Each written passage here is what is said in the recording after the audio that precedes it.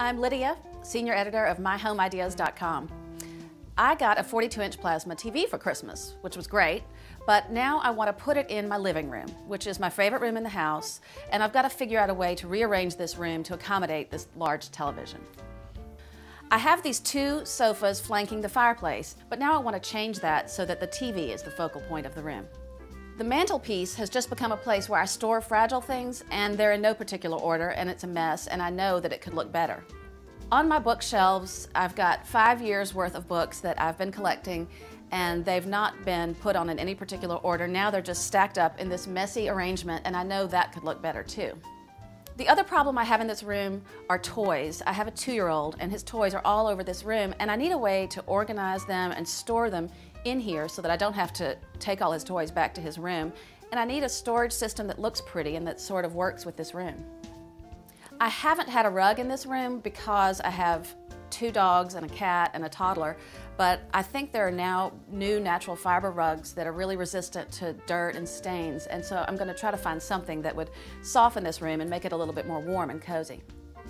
I have basically no budget for this room makeover, so I'm going to try to use things I have around the house, rearrange the things I do have in here, and use low-cost solutions to improving the function of this room. All right, I'm ready to get started. I'm so excited that maybe by tonight we'll have a great new room where we can hang out as a family and watch that big TV. We moved our sofas down into the corner of the living room so that they're oriented on the TV. We got this great shag carpet and put it in here. It's small, it was not expensive, and it really warms and cozies up the room and gives a great texture on the floor.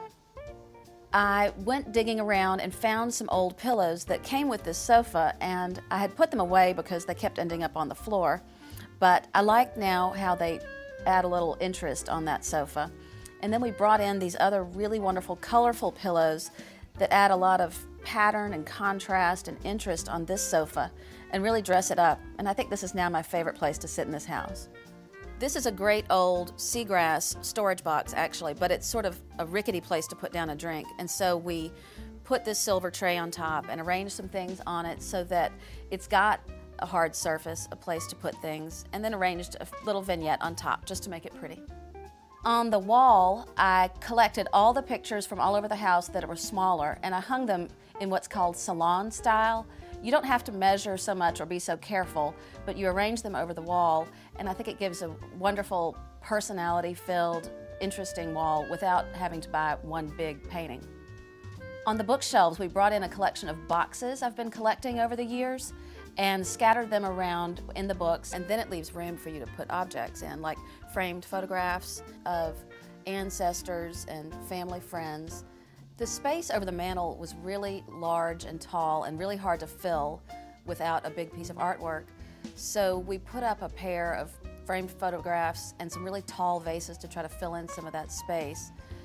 The vases are of this wonderful carved wood. They're really warm, they have a lot of texture, and then they bring out the texture in the spine of the books and also pick up some of the brown tones in the fabrics in the rest of the room.